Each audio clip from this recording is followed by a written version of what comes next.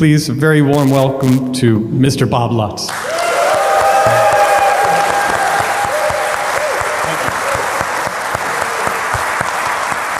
Thank you, Mike. Thank you to the Car Club, and especially thank you, Mr. Lutz, for joining us this evening. We're going to keep this loose. We're going to keep it a little informal. Mr. Lutz has influenced pretty much every enthusiast car that you can name. I'm going to try and get the chronology right here. You were a vice president at BMW, a vice president at Ford, chairman... Exec VP, please. Executive vice president. I'm sorry, I apologize. Quality control is very important to Mr. Lutz. You were chairman of Chrysler, and you were... No, president and vice chairman. President and vice chairman. I'm already way off script. Yeah, hey, we went over this like 5 minutes ago. You got short. Yeah, but your resume memory. is a yard long. I'm supposed to be the guy with the short-term memory loss. And just so I don't screw this up, what was your title at General Motors? Vice chairman. Vice chairman, okay. So basically every car maker that you can think of that makes enthusiast cars has had a home for Bob Lutz. And tonight, what I'd like to do is, we have a few examples of cars with Bob's fingerprint behind us here. And I think what we'd like to do is talk about some of the business thinking behind each car. Because each car back here holds in its story a lesson on business, on leadership, on unconventional thinking, and on telling other people that they're wrong about what the right idea is.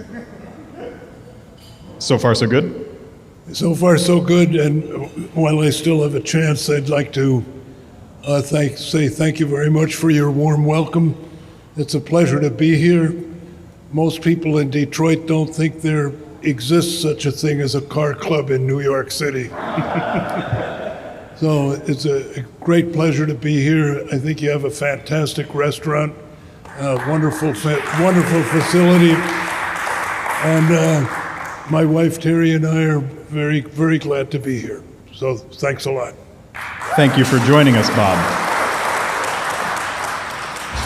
I forgot one aspect of your career. In addition to all of the roles that you had in leadership at these many automakers, as if that wasn't enough, Bob became an automotive journalist, was a columnist at Road and Track. That's where you and I first encountered each other. Yeah. So on top of all of his other accolades, Bob is an accomplished journalist and magazine writer and author of 3 best-selling books. Well, my real ambition in life was when I was in my early 20s and serving as an officer in the U.S. Marine Corps. My favorite piece of literature was my monthly Road and Track magazine, which back then was just the Bible for car enthusiasts. And my real ambition was to be an automotive journalist. And I didn't make it until, what, about age 85 or 86? No such thing as too late. Finally got there. Absolutely. So like I said, we have a collection of cars with Bob Lutz's fingerprint behind us. I think we start right in the middle with the Dodge Viper. What do we think?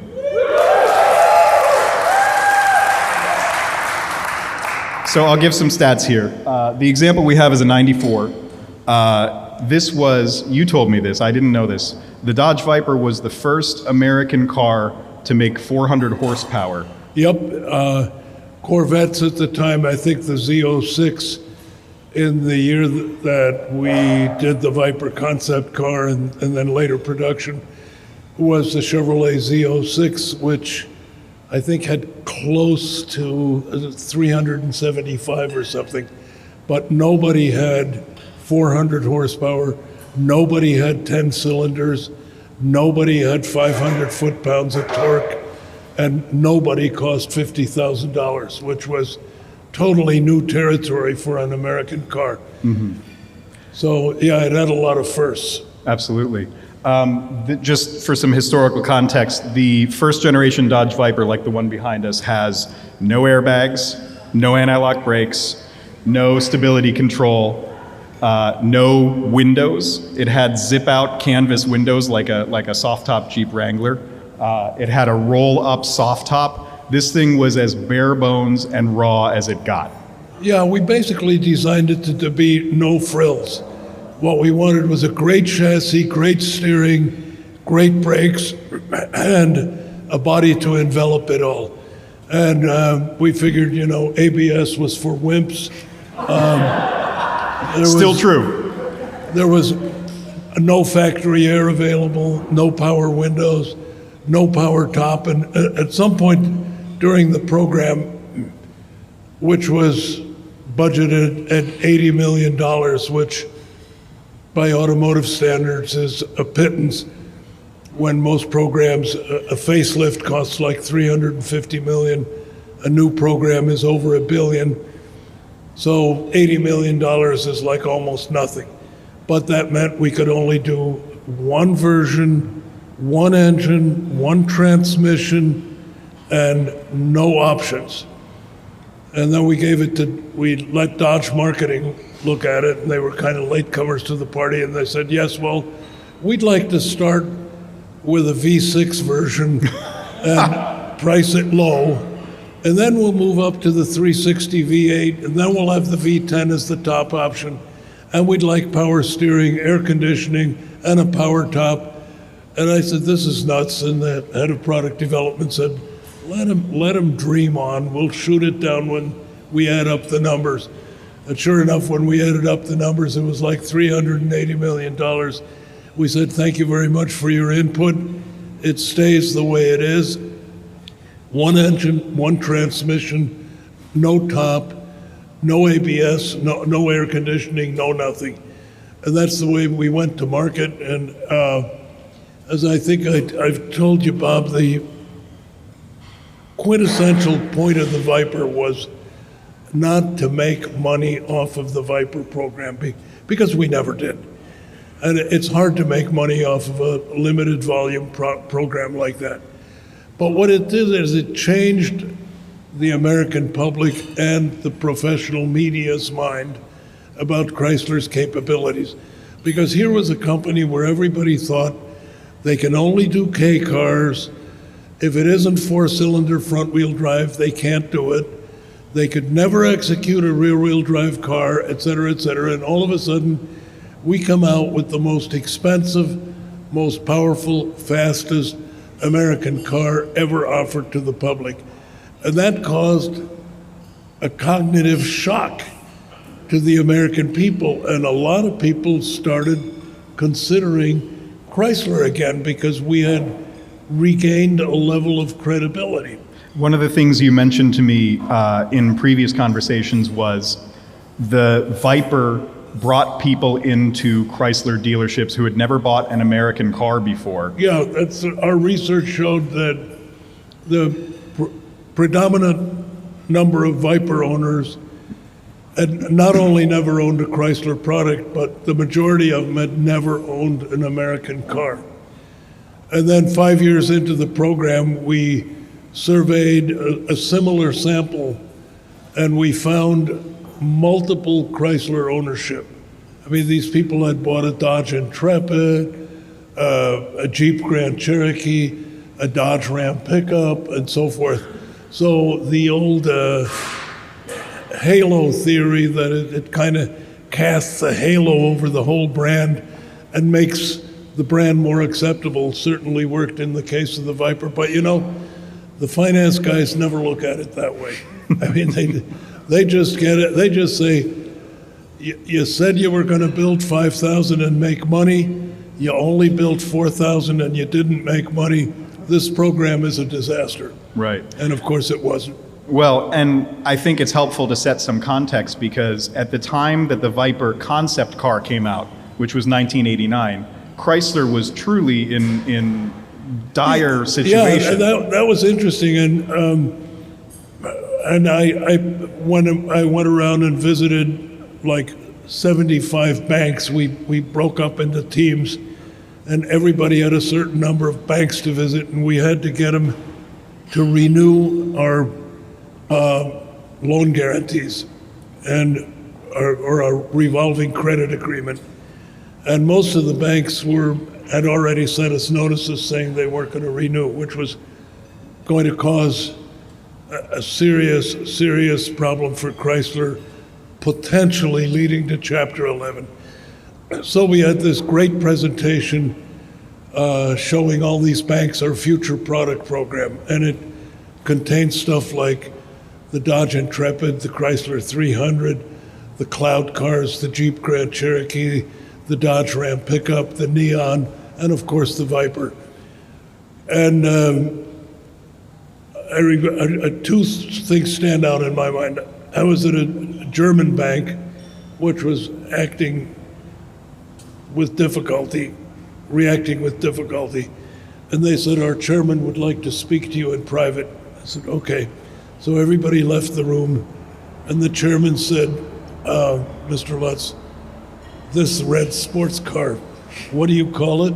I said, the Dodge Viper. Could you make sure I can buy one, please? And that secured the revolving credit agreement with them.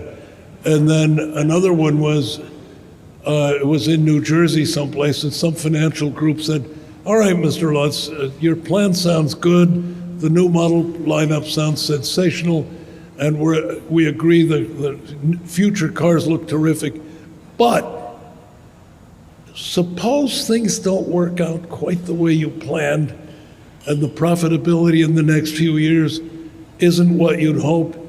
What is it you'd cut? What is it you'd defer or cut out entirely?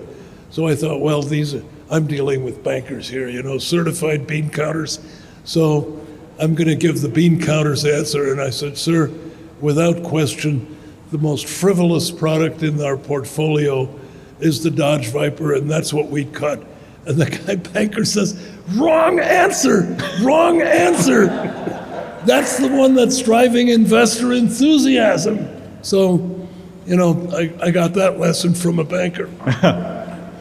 Well, and I think the Viper, more than any American sports car of that time, felt like an audacious decision. It felt like something that was so outside of the norm. It had never been done before, especially never done at Chrysler. And I think the business world, as well as the automotive enthusiast world, saw that bold step as a sign that Chrysler could survive and thrive. Yeah, well, we were a tough bunch back then. We made decisions fast. We didn't have a lot of committees. We didn't have a lot of staffs. We were operating very lean. It was like 5 or 6 guys that we called it the Gang of Six. And we met daily at lunch, and we basically dictate the future course of the company. We reacted very fast to market changes. We kept the fixed costs low. We pursued every possible avenue to get margins up. If something was hot, an option was selling, like the Jeep Grand Cherokee, like 80% of the volume was V8 limiteds. Well, we had planned for 20% limiteds with V8s. When it was 80%, we raised the price, and it on the limited package and on the V8 didn't make any difference. So we were coining money because we watched the revenue and we watched the cost, and we got that gap.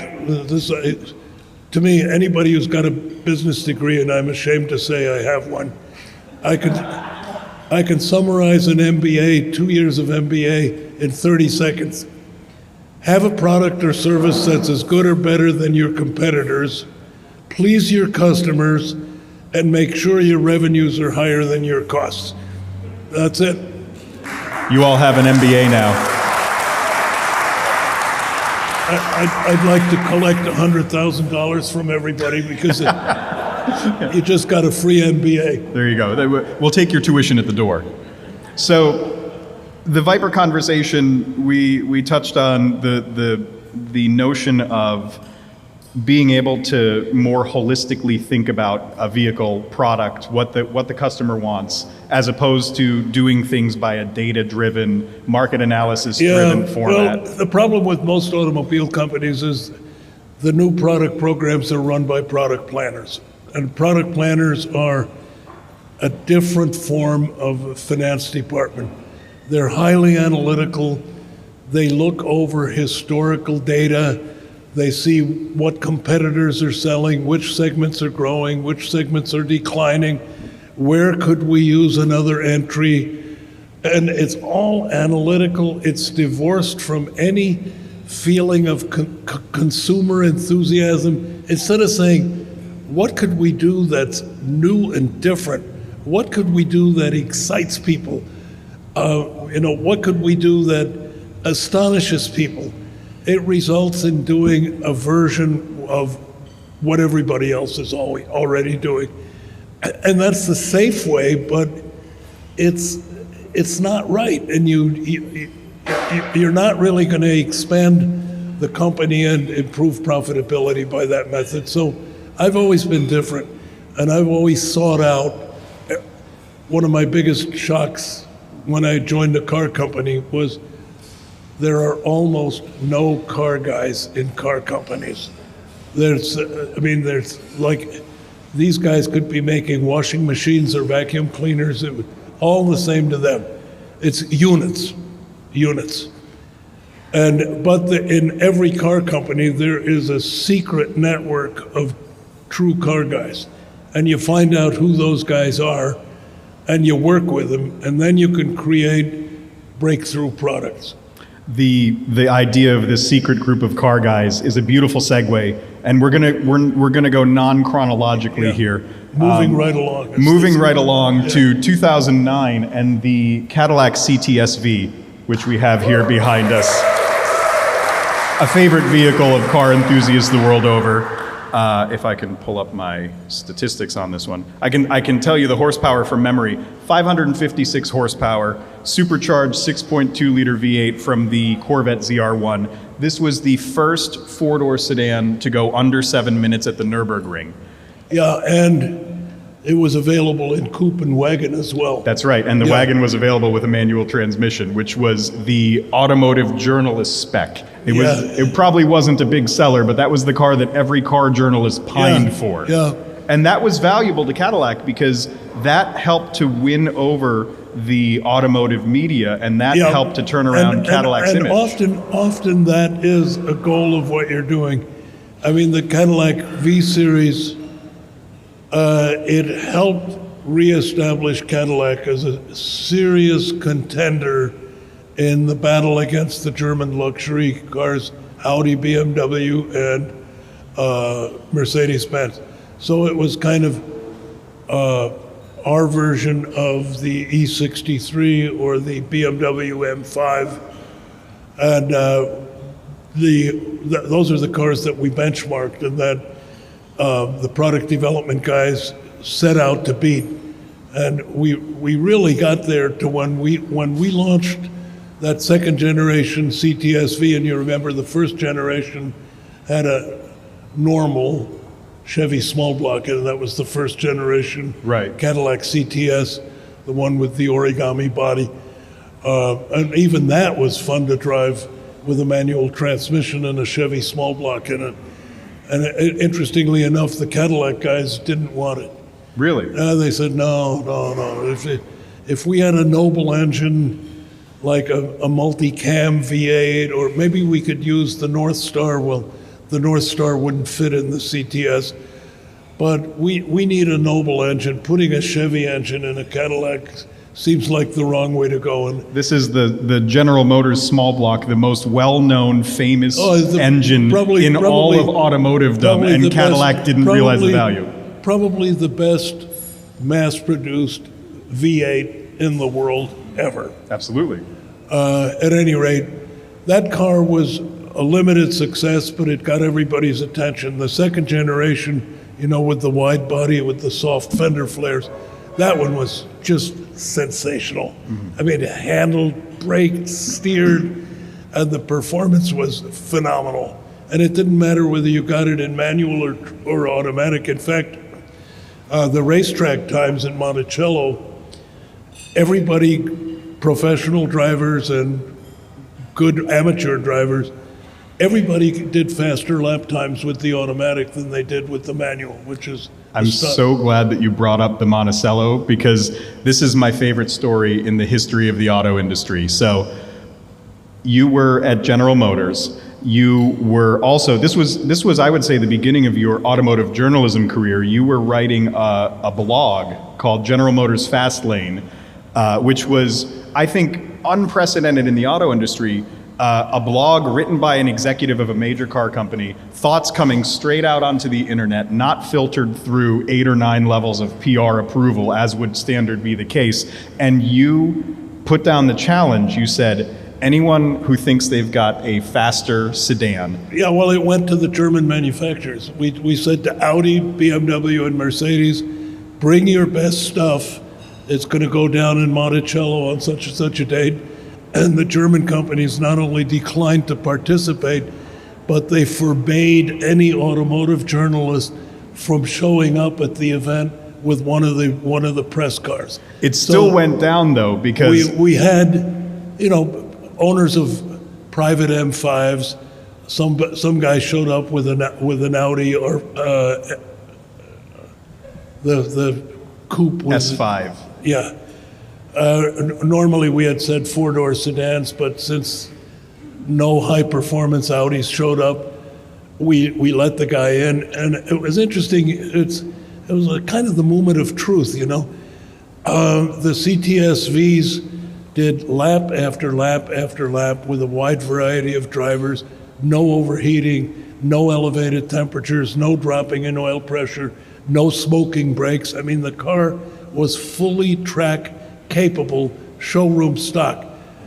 The guy with the Audi did 5 laps and his brakes caught fire. And he was a seasoned racing, he was a very skilled amateur racer. So the history we of had a couple of high-performance Jaguars too, which that's right. were nowhere. My favorite part of the Beat Bob Lutz CTS-V challenge was the first automotive publication to accept the bet was Jalopnik. And we have a Jalopnik alum here tonight. I was the editor-in-chief of Jalopnik a couple years ago, but I was not involved at this time. So Jalopnik said, okay, Bob, it's on. We're going to send one of our writers. He brought a Mitsubishi Lancer Evo. And I have the times here. There were a couple of other cars. The Cadillac CTS-V on timed laps got first place, second place, third place. I have to say, fourth place was a BMW M3. It was a guy from New Jersey with an M3. Yeah, and I've heard brilliant driver, by the way. I've heard rumors that M3 was not stock, but we don't need to broach that topic. Okay. That's okay. That we said showroom stock, but so General Motors development drivers were there, but Bob, you also raced, and I wrote this down. Your time beat the Jalopnik writer's time by 12 seconds on a 3-minute lap. And by the way, you were only 77 years old at the time. Yeah, but I had a British Drivers Club license, a French racing license, German racing license, an SCCA license, and I would compete when I had the chance, but frankly, I didn't do it often enough, and for a guy that did it very rarely, I was okay, but 12 seconds faster than Jalopnik is more than okay. I was not going to make a living off of being a race driver. Well, and my favorite part of this challenge was you told the media folks who assembled, you said that they were coming into a trap because if the Cadillac won, that's a pure victory. You said if the Cadillac lost, you could either say, well, I'm 77 years old, of course these young guys are going to beat me. Yeah. Or you could say, well, the Cadillac is more affordable than the BMW, the Mercedes, the Audi, so we beat them on price. So it was a brilliant strategy. It worked out, but even if the Cadillac had not swept to the podium first, second, and third, it would have still been a marketing victory and an image victory. Yeah. Well, I always say, after age 80, I think, and I still go to, Autobahn and down in northern Indiana. I've been there a couple of times. and I'm able to run a friend of mine's C6. No, it's actually a C5, Z06, heavily modified for racing with all of the internal structure and everything. And I could still post fast times, but I say, I deserve an age-related handicap. And I don't think anybody would deny it to you. A second a lap for every year over 85. One of the other aspects of the CTS-V that I found to be fascinating was, we were talking a few minutes ago about the value of engineering and of having a dedicated team. And you told me that the engineering team on the CTS-V accomplished what would normally take a certain amount of time in a third that time because they were all motivated by the project, Yeah. They were inspired by the project. Speak a little bit about what it means to a car company to have projects that the car guys can sink their teeth into. Yeah, well, automobile companies all have a formula of engineering productivity. You know, it takes a facelift takes so many thousand engineering hours. A new program takes 10,000 engineering hours, and they've got the engineering hours. They've got sort of a standardized productivity measure for engineers. And I learned on the Viper program, the Solstice program, the BMW 2002 Turbo program, various kind of enthusiast-oriented program, Pontiac Solstice, even Chevy Volt. If you get the difference in productivity between an engineer who is just showing up for work, sits down behind his workstation and starts in doing his daily task, and a highly motivated guy who is super enthusiastic about what he's doing, takes his work home with him, works home over the weekend, et cetera, comes back on Monday morning with new ideas. That difference in productivity is 3 to 1. And it's never been captured in numbers, but it's my personal experience. Like the whole Viper team, we actually interviewed them to make sure we had the right guys. We said volunteers for the Viper program, and we'd like 1,000 engineers. Out of the 1,000, by interviews, we winnowed it down to 80 people. So there were 80 people working on the Viper program, considered to be a ridiculously low number of people working on a new program.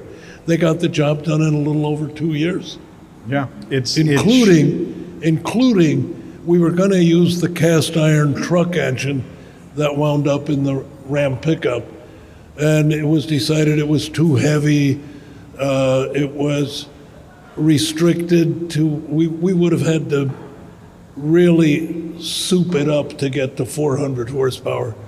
So since Chrysler owned Lamborghini at the time, we gave the cast iron engine to Lamborghini and said, render this in aluminum for us. And they did that for $10 million. Which is nothing in an engine development budget. No, it's a rounding error. And I mean, it had intake valves. I swear you could put a medium-sized cat through the intake valves. And it revved to 6,200. It was a wonderful engine.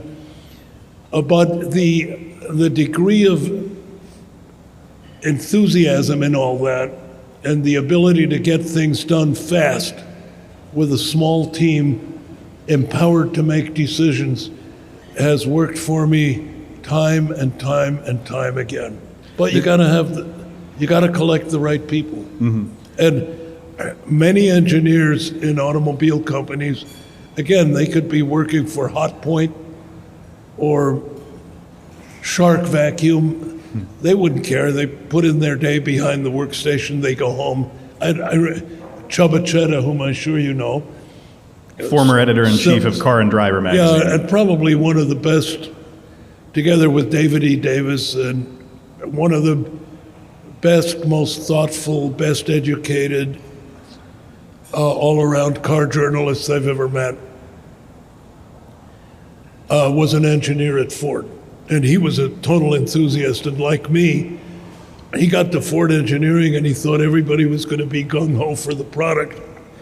And he'd talk about the product at lunch, and his colleague said, Chubba, would you please stop talking about the job at lunch? We'd like to talk about sports or women or anything but work. We go back to work after lunch. And for Chubba to be a lot like me, it wasn't work. This is what he lived for. A dream job for him, So I'm after sure. about 2 years, he decided Ford Motor Company wasn't for him. And he had a hugely successful career as a car journalist. But that's one of the shocks that I don't think that BMW is full of car guys, because it isn't. Mercedes isn't. Volkswagen isn't. They're largely peopled by bureaucrats. And the reason the GM or the BMW and Mercedes product portfolio is so broad now that I don't even think one senior executive in the company could give you a quick, from memory rundown of the entire product portfolio, is because they discovered product planners, and they're trying to fill ever smaller niches. And you've got, 1 series, 2 series, 3 series that the public can't tell apart. Right. And nobody walks in saying, I want that sub-variant of that model. They just go in and say, well, I like the blue one better than the red one. The topic of product planners brings me to a vehicle which we hoped was going to be here today, backed out at the last minute. The first generation Ford Explorer. Yeah. And Well, that was an interesting one. you told me this story and I was shocked because I'll give a little bit of backstory. The Ford Explorer debuted in 1994. By this time, the idea of the family SUV was percolating, but it wasn't fully formed yet. The most, the archetypal family SUV at the time was the Jeep Cherokee, my beloved XJ Jeep Cherokee. Yeah, the XJ was a great, great vehicle. It was a wonderful vehicle, but Ford's plan to answer the Jeep Cherokee was to put rear doors on the Bronco 2, the baby Bronco. And the tiny everybody Bronco. remembers the Bronco 2. It was high and narrow, and it was 2-door only. And I kept asking engineering, why, it looks so wimpy. Why can't we put wider wheels and tires on it? And they just act like they hadn't heard me. And I kept insisting, why can't we put wider wheels and tires on the thing and make it look beefier? And widen the body and make it Well, roomier. we got to put, wheel arch extensions on it. And finally, they took me, after hours, they took me into a secret room. And since I was a corporate officer, I was criminally liable if I knew this information and didn't act on it. But they showed me videos of Bronco 2s with wider wheels and stickier tires going around the skid pad and falling over. Because it was such a narrow vehicle. The thing would, the additional stiction of the tires, with the narrow tires, it would start to slide, which was beneficial. That would reduce the peak side load. But with the sticky tires, over she went. And I said, okay, I get it now. So it was not a happy vehicle, but the plan was to counter the Cherokee by doing a 4-door version, and I was an exec VP of trucks at the time. And we had $230 million allocated for a 4-door version of the Bronco 2. And we did a clay model, and it looked ridiculous. I mean, it was so narrow and so long, it looked like a railroad car. I mean, it was, you could not put that before the American public. So I asked the guys, I said, well, look, if we make it longer, I can understand where that costs money because you have to do a new roof, new body sides, new chassis, new long chassis members, et cetera, new doors. That's all expensive stuff. But widening it can't be bad. You just do, since we're going to lengthen it anyway, why can't we widen it at the same time? And we all agreed that widening it was not going to cost very, very much. It was actually raised it from 230 to 400, which wasn't in the capital budget. So it got, after I left Ford to go to Chrysler, it got delayed 1 or 2 years until they could find the money. But the first clay models we did, which were the original Explorer, were a smash hit in product clinics, whereas the four-door version of the Bronco 2 was not. But the Explorer, it didn't have that name at the time, it had some code name. But it totally destroyed the Cherokee in product clinics, and we even had it unbadged, so it didn't say Ford on it. And people would say, I don't care who makes it, I want that thing. Mm-hmm. So we knew we had a hit on our hands, and everybody agreed that if we could somehow liberate the additional 170 million bucks, it was something we were going to do. And as you pointed out the other day, it was an incredible hit. I wrote this down. The first generation Ford Explorer was on sale from 91 to 94.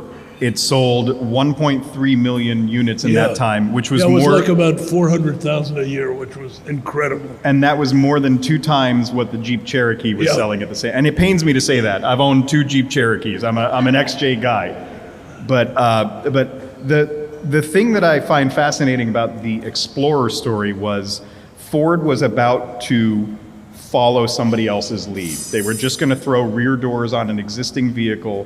They were going to just rush it out the door, not really think about how revolutionary this new SUV body style could be. That's what I call momentum thinking. And it's typical of the thinking in large automobile companies. And, Toyota is no different. Nissan is no different.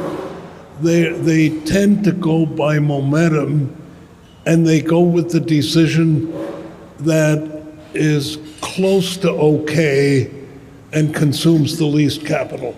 Right. And that's everybody's favorite decision. And nobody starts out at the other end and says, what is it that's going to really excite the customers? What is it that's going to make us best in class? What is it that's going to make our product preferable to everybody else's on the market? And then once you've defined that, then you work backwards and try to trim the investment and, try to massage it a little bit to make it financially feasible. But the trouble is most automobile companies start the other way. They said, what is conveniently affordable? And now let's make it as good as we can, as opposed to starting with the customer vision and then making that affordable. Right. And okay, my way has always turned out to be a little bit more expensive than the momentum way, but I have a track record of producing vehicles that are infinitely more profitable than the momentum theory. Mm-hmm. Well, and I've always been curious about this because, as I mentioned, the Ford Explorer came out in 91. You were already gone from Ford at the time. You went to Chrysler in, according to my note card, 1986. The Explorer was such a runaway hit for Ford. How did it feel watching Ford succeed on your idea when you weren't there anymore? Well, it felt both gratifying and somewhat alarming, but we were doing the Grand Cherokee, the so-called ZJ, and it helped me convince, once again, we asked, what can we do that they don't offer? The answer was a far better on-road behavior, a far nicer Euro-styled interior, as the Ford Explorer interior was basically standard, Dearborn dark gray plastic. And the Grand Cherokee had some wood trim and little chrome elements, and it looked very European. Mm-hmm. And all of the plastic and leather colors matched, and so it was a nice interior. And I fought for a V8 option, which had not been considered. It was going to be the same inline six as the Cherokee. And I said, well, Ford doesn't offer a V8, and America is crazy about V8 engines, so if we offer the 360 in there, we've got something they don't have. And as I said, all the financial planning was for 20% V8 take, and it turned out to be 80%. It got so bad, we were running out of V8 engine capacity, and this was another historic tune-up I got from the finance guys. We checked all over the United States, Canada, and Mexico for machining capacity. We could get the castings, but everybody was sold out of machining capacity. So we needed somebody to machine the blocks and heads. We found a machining company in Germany who would machine blocks and heads. So we were putting blocks and heads on cargo 747s, flying them to Germany for machining, and bringing them back and making engines out of them. And the bean counters lost no time in reminding me what an obscenity I'd committed. Each one of those engines raised the cost by $1,500, which I admit is bad, but each one of those engines went into a Jeep Grand Cherokee Limited with a contribution margin of $9,000. Amazing. So instead of making $9,000 on those additional units, we only made $7,500. And my whole life I've had, whenever I confront the finance guys with thinking like that, they say, well, that's farmer's math. I said, well, it may be farmer's math, but tell me what's wrong with it. If you're selling cars, farmer's math works perfectly. I should also point out at this moment, the title of one of your books is Car Guys versus Bean Counters. And I think you can see that this is a theme that plays out through Bob's career. I also just love the idea that when you were at Ford, they were looking around and going, God, Jeep is killing us. And then you went to Jeep and they looked around and said, God, Ford is killing us. You were like a secret agent. You were like a double agent working at both sides. I think we've got more cars than we have time here, but That's usually the case, yeah. For 1 minute, I would love to touch on the Plymouth Prowler all the way in the back. And this was, I think, a real accomplishment, because that car to this day looks like a concept car. It does not look like a car that any automaker could build and sell, much less a mainstream American automaker. What I think is the secret story there is that car helped Chrysler learn how to do aluminum construction, because that car is almost entirely aluminum, including adhesive bonded aluminum, which at the time was a technology that was only being used by the Plymouth Prowler and by Lotus on the Elise. Yeah. So highly exotic construction, and a fascinating way to secretly learn the ways of aluminum construction while also selling what I have to say is a batshit crazy car. And you told me the story that this car, the Prowler, was essentially a gift to Tom Gale, Yeah. the head of design. Tell us that story. Well, Tom Gale is a brilliant designer, one of the most respected designers in the business, who, through his drive and taste and leadership, produced that whole series of Chrysler vehicles in the 90s that were all smash hits. But he was a hot rodder at heart, and he didn't like, well, he kind of liked the Viper, but it wasn't his bag. Mm-hmm. And he was constantly, he built hot rods at home, some beautiful customized hot rods with sort of semi-modified or modified 37 Ford front ends, and really beautiful stuff. And he just desperately wanted to do the Prowler, and he was convinced it was going to be second only to the Viper. And it was a fast program, a relatively low-cost program. We used a super high percentage of reusable parts, including a transaxle off of the front-wheel drive cars that we modified for rear-wheel drive, et cetera. And that's what dictated the maximum engine size being a V6. We could put the 3.2 V6 in it with, I think about, as I recall, 190 or 230 horsepower, but we couldn't it couldn't take the torque of a V8, which was a shame because that car really needed a V8. So that was kind of Tom Gale's time to shine with the American hot rod community and all the guys that go to the Riddler Awards once a year, and so all those millions of dedicated hot rod fans in the United States finally saw their passion legitimized by a large producer. And I think only a car company that was run by car guys could have approved such a wild-looking vehicle and done it as a tribute and a gift to one man within that group of, what did you call it, the gang of six? I wouldn't say it was a gift, but it was, on balance, it was the thing that tipped the scales to approving the program. Mm-hmm.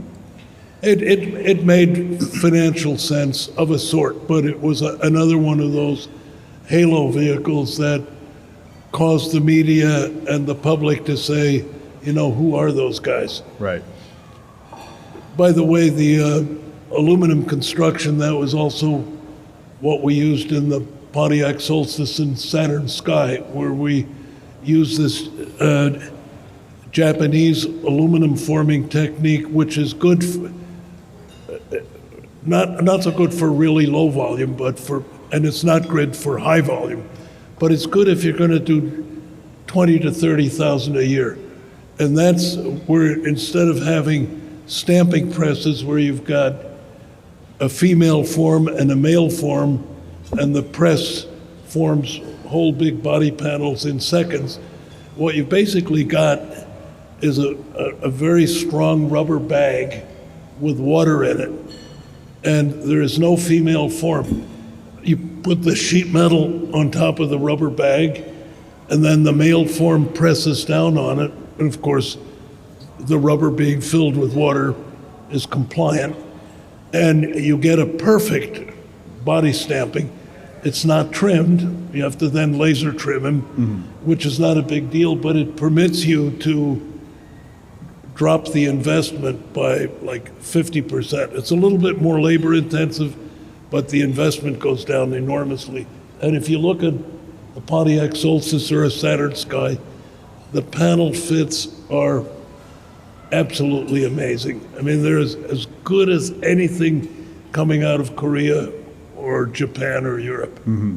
You once, this is a side story, but you once told me a story about having a conversation with Ferdinand Piëch about, and Ferdinand Piëch was the CEO of Volkswagen, and I think by all accounts, an absolute terrifying human being, a domineering boss. Also the best car guy I've ever met in my life. I mean, but you probably wouldn't want to work for him. Wouldn't have wanted to work for him. He was a despot. And the day he became CEO of Volkswagen, he called all the senior executives into a room and said, for those of you who don't know me, I am Ferdinand Piëch. I'm not going to bother to get to know all of you in person, because it's my guess that in 2 weeks, 80% of you will be gone. And they were. And he replaced all of them with people of his choice. So at the Frankfurt show I think it was the second generation, maybe the third generation Volkswagen Golf. No, it was the Geneva show. And I walked around and I looked at these new Volkswagen Golfs, and the panel fits were just amazing. I mean, everything was 3 and 4 millimeters, and everything was beautifully aligned. And I saw him at one of the official dinners, and I said, good evening, Herr Piëch, speaking German. And One of about 5 languages that you speak. and he said, oh, Bob Lutz, how are you? Congratulations on what you're doing at Chrysler. I said, thank you very much, sir. But I'd really like to ask you a question. I noticed the panel fits on your new Volkswagen Golf. They're amazing. And he said, yes, thank you for noticing.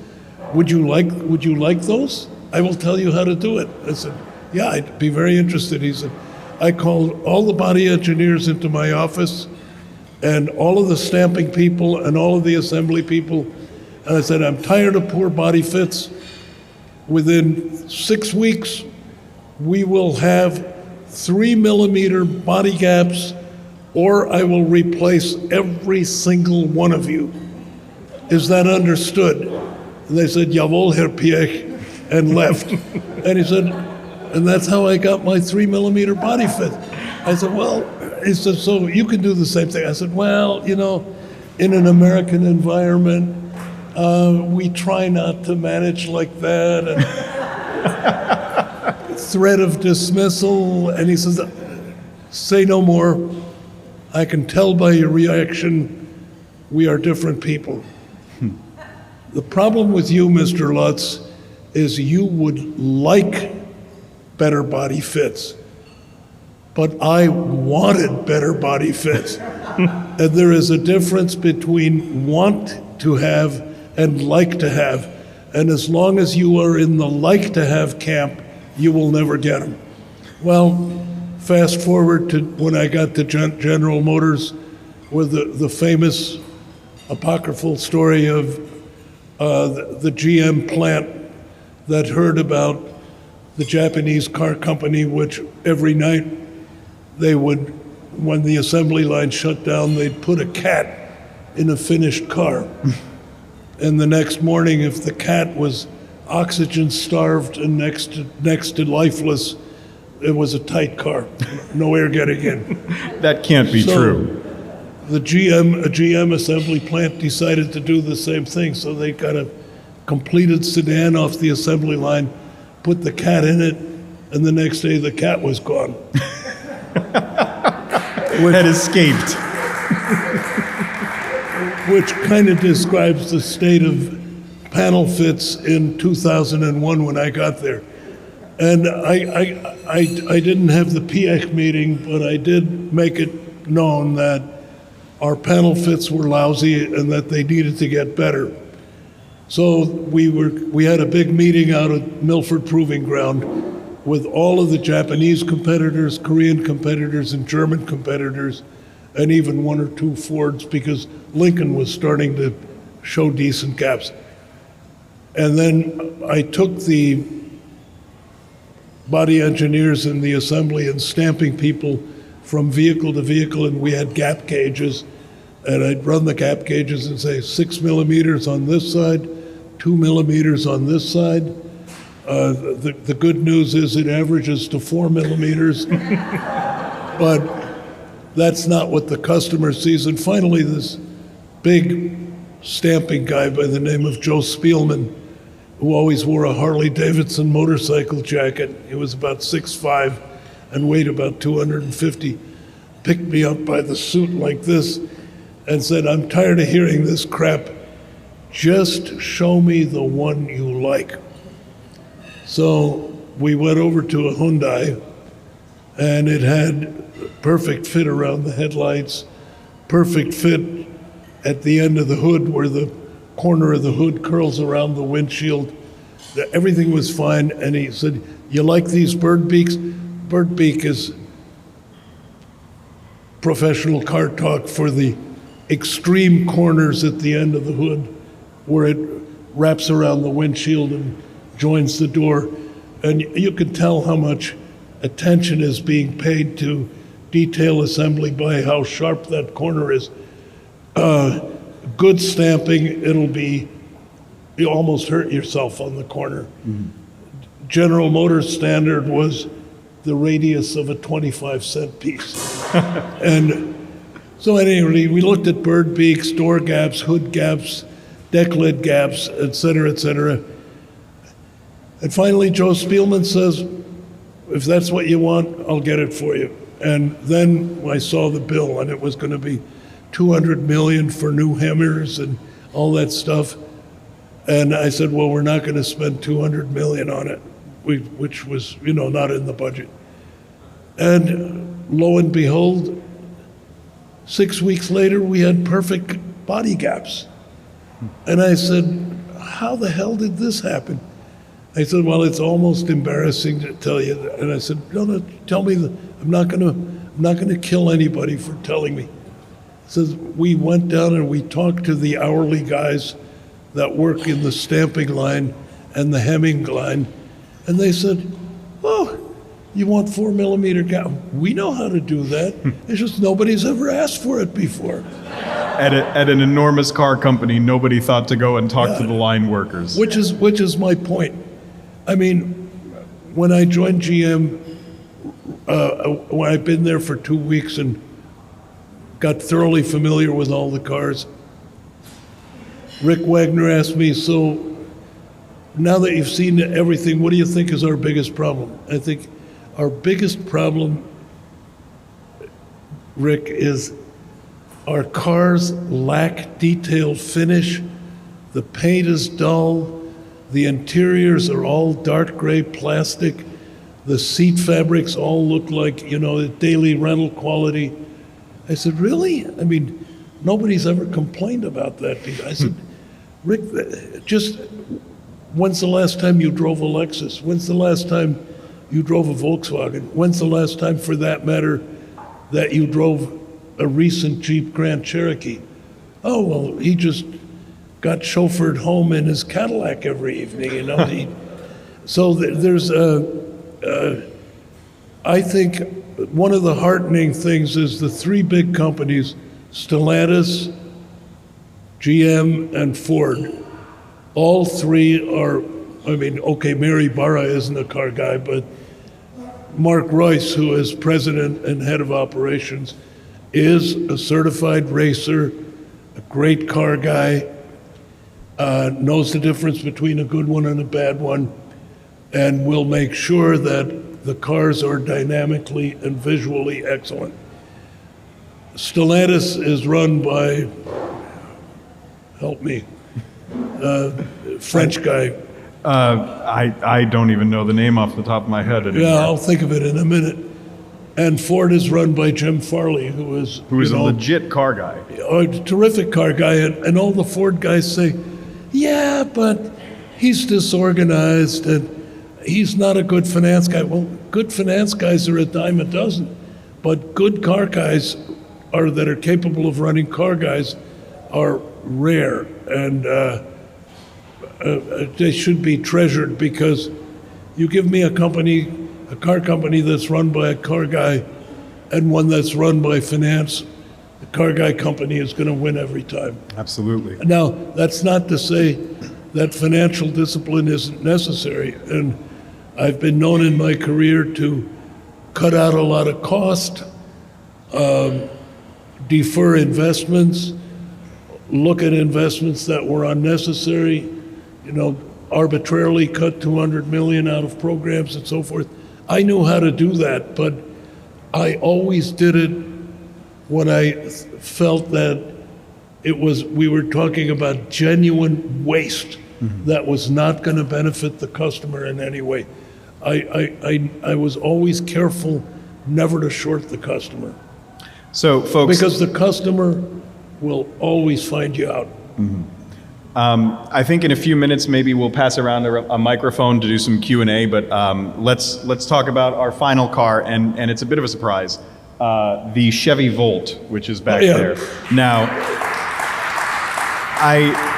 I have to give the accolades because I think this sometimes gets lost in the sands of time. So Chevy Volt in 2011 simultaneously won the Car and Driver 10 Best. It was the first electrified vehicle to be listed on Car and Driver's 10 Best. It was Motor Trend's Car of the Year, Automobile Magazine's Automobile of the Year. It won the North American Car of the Year, which is an award given out at the Detroit Auto Show. And it won, interestingly enough, it also won European Car of the Year. That's right. First time anybody's done that. Yeah, North American Car of the Year and European Car of the Year. This was the first mainstream plug-in hybrid vehicle. It was the first mainstream vehicle to use lithium-ion batteries, which are powering every EV now, but was controversial technology back then, to the point that Toyota, which was making the Prius at the time, did a huge press push. Nickel metal hydride, which was the technology they had invested in. Yeah, Toyota spent a lot of time and energy calling press conferences and saying, pay no attention to the Chevrolet Volt. It's a PR exercise. Lithium-ion batteries are dangerous. We at Toyota would never expose our customers to a car with a lithium-ion battery in it. And besides, it's immaterial. We have it on good information that GM will never produce the Chevy Volt. It's a PR exercise. And that was the official word. And I spoke to one female automotive journalist, and I told her, so who are you going to believe? And she said, well, as an automotive journalist, if I have the choice between believing Toyota and believing General Motors, my default position is going to be to believe Toyota. I said, well, at the time, she couldn't be blamed. You know? Well, and I think it's worth pointing out that the year after the Volt came out was when the Tesla Model S came out. And the Tesla Model S was the first mainstream electric vehicle to use lithium-ion batteries, proving you correct. Well, actually, the Roadster had lithium-ion batteries, but they were laptop batteries. Right, they were. Whereas we worked with LG Chem to develop a sort of a 5x5 automotive cell instead of using little cylindrical laptop batteries. Right. And that was the new technology. And it was a very complicated battery pack because in between every cell, we had a hollow aluminum plate through which passed cooling fluid to keep the battery temperature low. Every cell was protected by a little electronic circuit breaker so that if that cell went bad, it took itself out of the system without, triggering a heat runoff. And the Chevy Volt, right out of the gun, we did it fast. I was another highly motivated, dedicated team. And remember the GM EV1? Yes. Well, a lot of those guys were still around. So we had a core of EV knowledge in the company, which had now been dispersed all over the place. But the minute we said we were going to do the Chevy Volt, which again was a hugely unpopular program in the company because one of my colleagues had convinced GM, some of you may remember this, that the future was fuel cells. I remember those days. And we actually built 100 Chevy Equinoxes with fuel cells, and they promised they'd get the cost of fuel cells down to no more than an internal combustion engine and transmission.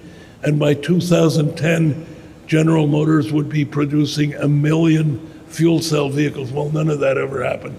So the fuel cell guys in the company, who were unfortunately very well financed by senior management, were dead set against the Volt because they saw it stealing their thunder.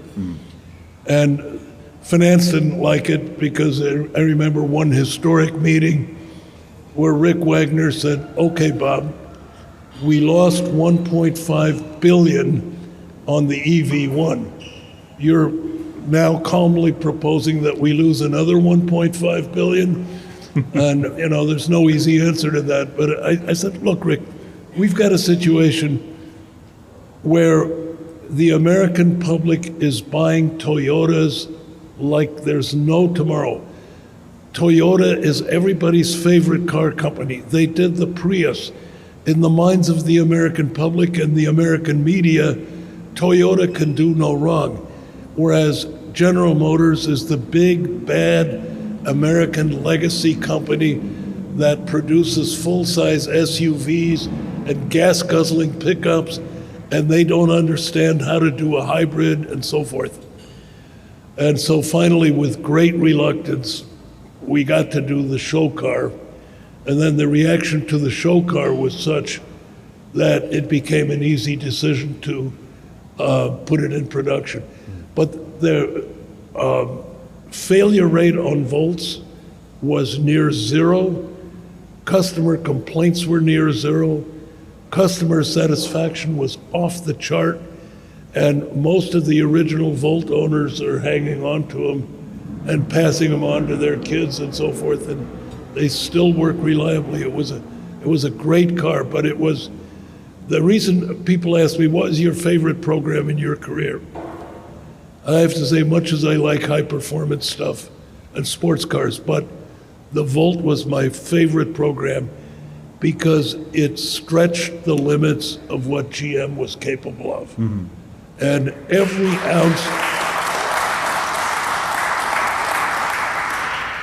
ounce of know-how and dedication and research. Doing new gas engines is easy. You take the old gas engine and improve it. Automatic transmission, take the old one and correct the mistakes. But doing a series hybrid where you're on electric propulsion all the time until the internal combustion engine kicks in as a generator set, nobody had ever done that before. Right. What an accomplishment. It was seamless. If anybody's driven a Chevy Volt, when you ran out of battery and the IC engine kicked in to recharge the battery, unless you were, going up a mountain pass or something.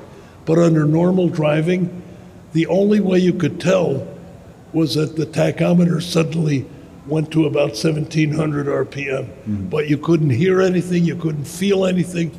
It was a wonderfully developed car. Great bunch of guys. And, as I was saying, some of the senior guys that were involved with that program are now with Lucid. Fascinating.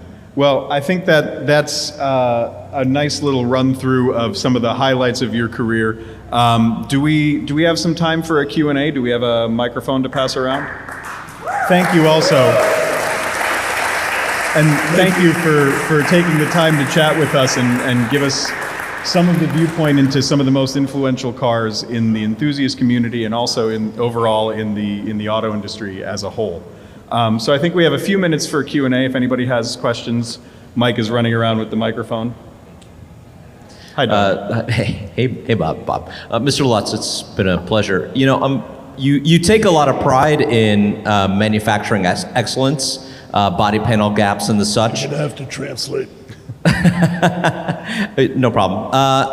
But how do you feel about unnamed current modern manufacturers that are letting manufacturing quality here in America kind of go downhill, especially a particular EV manufacturer? Give me that one. So what's your take on a certain American EV automaker who seems to put low emphasis on vehicle quality?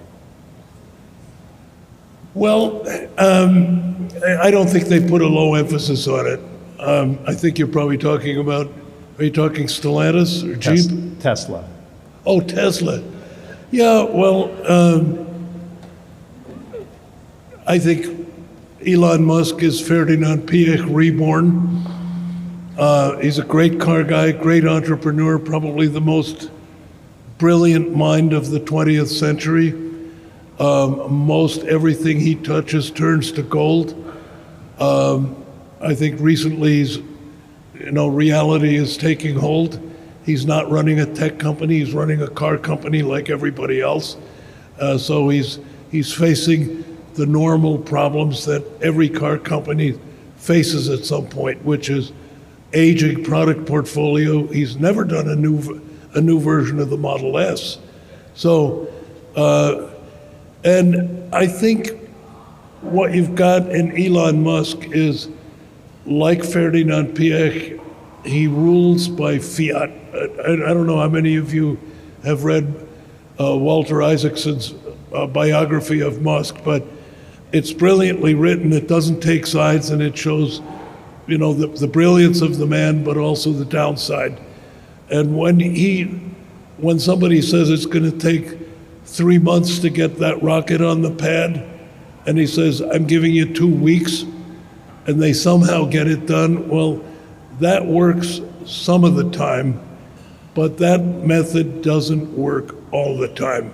And it's good to squeeze guys and check up, and sometimes you put in a second team and ask a second team, how fast could you guys do it? And have the two teams competing with each other. So there are ways to get to the truth, but to just arbitrarily say, I want it by such and such a date, or else you're all fired, which is the Elon Musk method. That doesn't work, and it's good for innovation, and it's good for driving new technology like fully self-driving, which has really yet to Still has materialize. air quotes around it.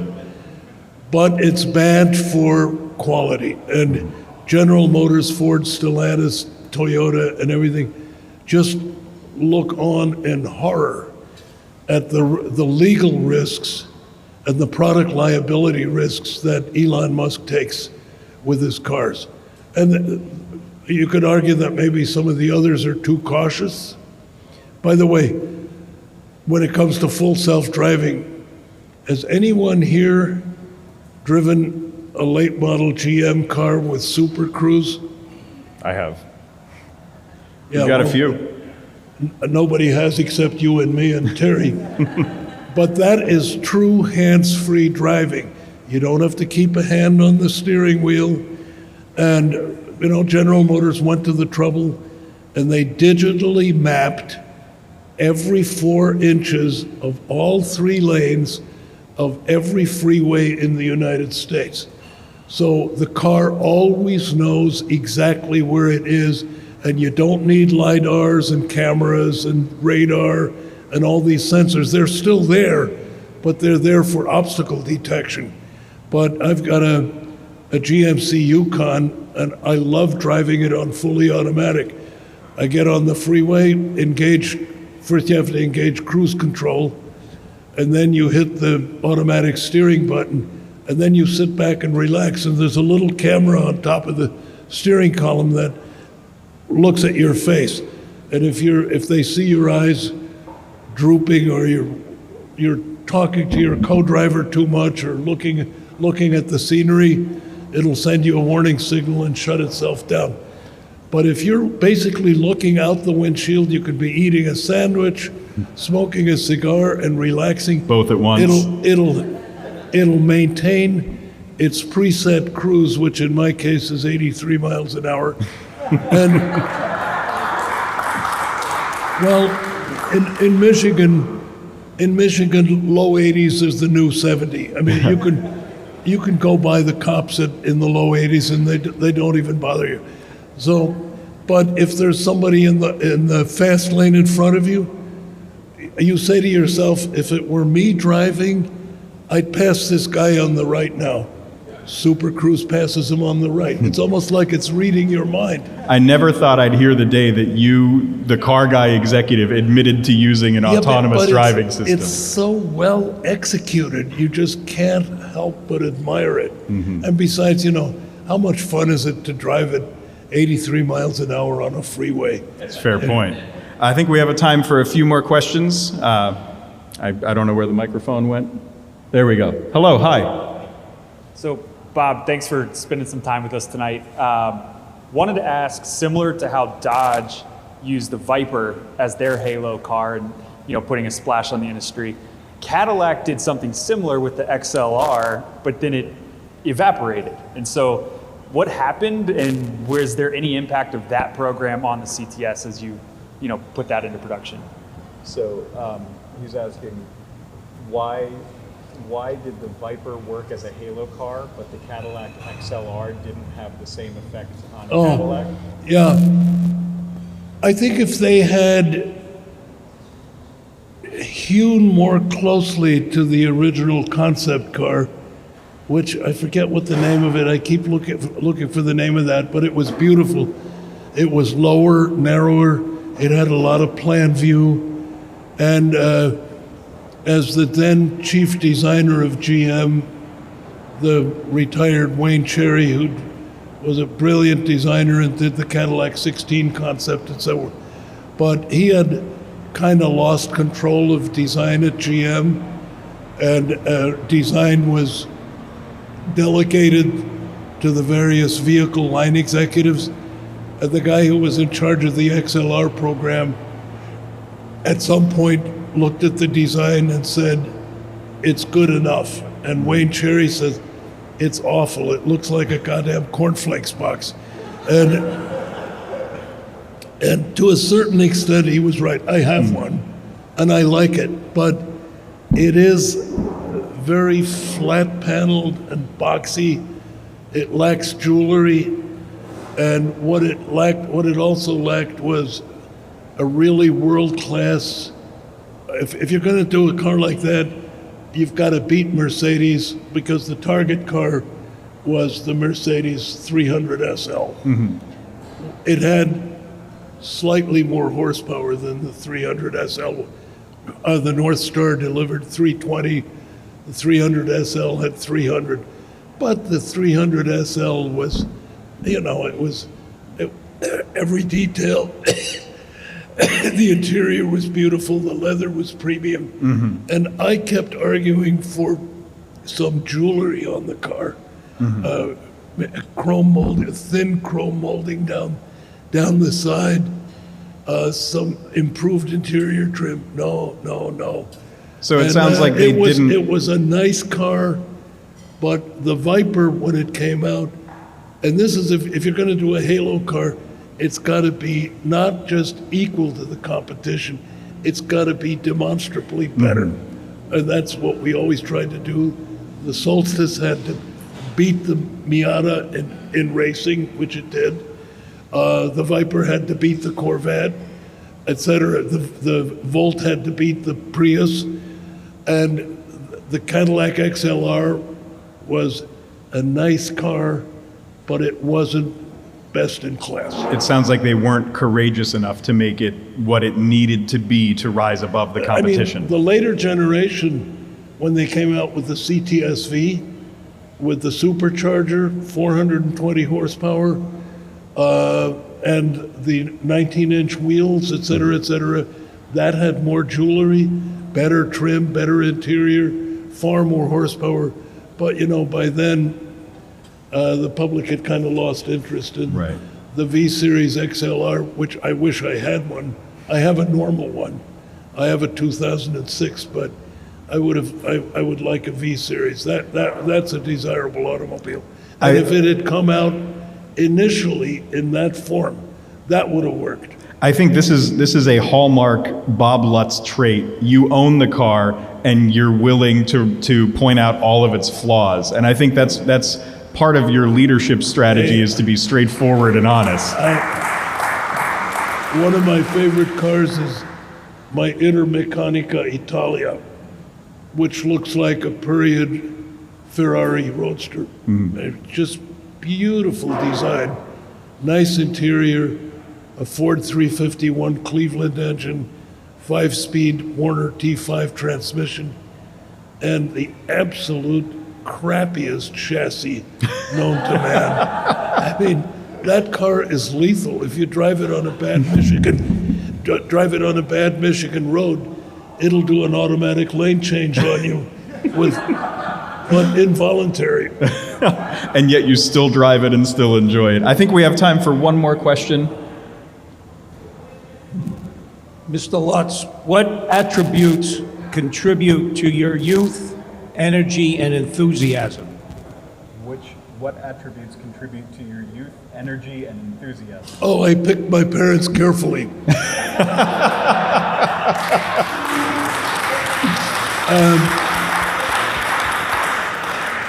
Both my parents lived to a ripe old age. They were both very healthy and active, and I keep my weight under control. I drink very moderately, one martini, and my alcohol consumption is, and it's been this way for like 40 years, one beer and one martini. That's it, no wine, no beers during the day. I only smoke cigars, and one a day, cigars you don't inhale, so for insurance company purposes, I'm a non-smoker. And we won't tell. No, that's true. I mean, I asked the doctor, what should I check? Smoker or non-smoker? He says, do you smoke cigarettes? No. Well, then you're a non-smoker. I said, yeah, I smoke cigars, but you don't inhale them. Well, if you don't inhale them, you're a non-smoker. So, and then another contributing factor, on maintaining youthful vitality, and I still engage in a lot of, I stopped flying military jets 4 years ago because I had an eye problem, but I had a helicopter and 2 former military single-seaters, both of which I loved. But I decided 88 is probably the right time to get out of a fighter cockpit. And all my motorcycles went at the same time. And last but by no means least, I'm married to a much younger wife Who's here with us tonight, Terry Lutz. Well, Bob Lutz, thank you so much for sharing this evening with us. Thank you for sharing some wonderful stories with us. And I have to say, I hope that I'm still riding motorcycles at 88, and I hope that I can make it to that level of vitality. The goal is 100. Thank you again, Bob. And thank you all, Classic Car Club, for a wonderful evening.